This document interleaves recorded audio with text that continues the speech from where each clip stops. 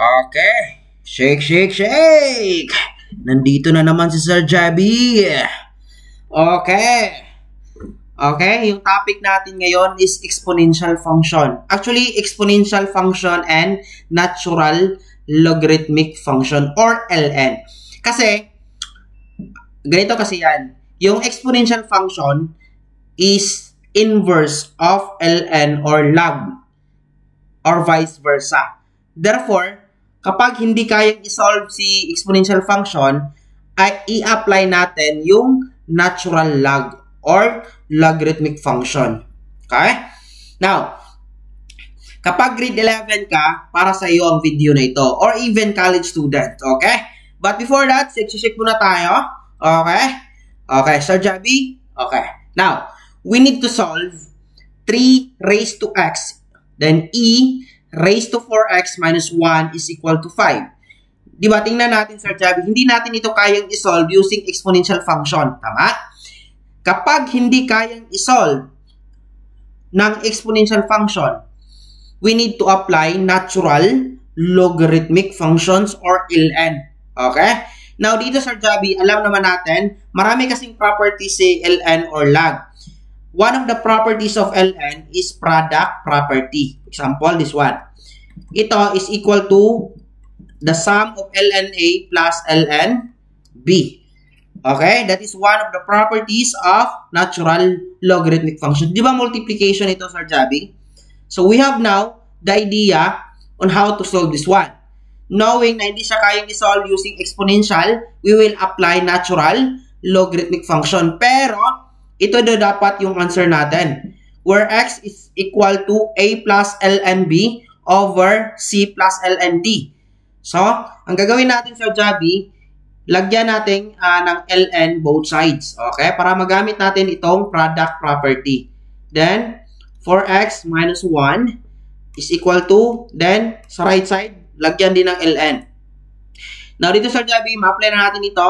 ln 3 raised to x plus ln. Di ba napakadali lang, Sir Javi? 4x minus 1, ln 5. Dito, Sir Javi, para magkaroon tayo ng single equation, para mawala lahat ng exponent, i-apply natin ang idea ni product Power rule of natural log. For example, meron tayong ln x cubed. That is equal to 3 ln x. Tama?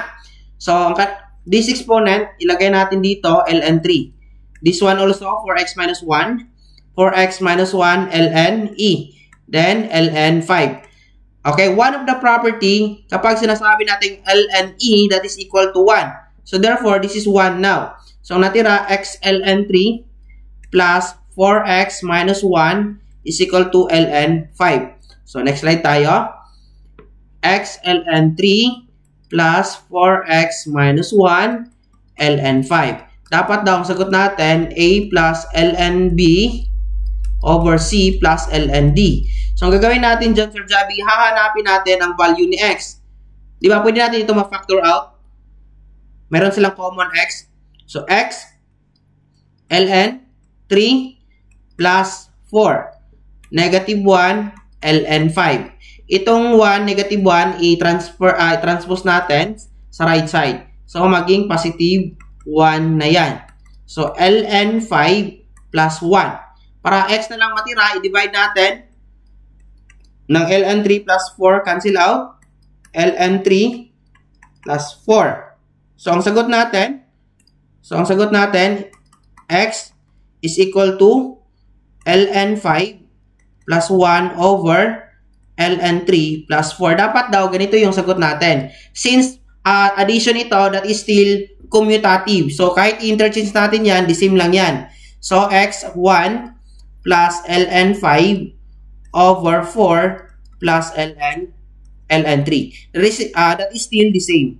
Kasi addition, commutative yan yung addition. 1 plus ln 5 is the same as ln 5 plus 1. And of course, ln 3 plus 4 is the same as 4 plus ln 3. So, ito yung sagot natin. Therefore, ang value ni A is 1, ang value ni B is 5, ang value ni C is 4, ang value ni D is 3. Okay? Yan lang. I hope may nadagdag tayo na kalamaan kung paano mag-solve ng exponential function and natural log function. Okay? Shake, shake, shake.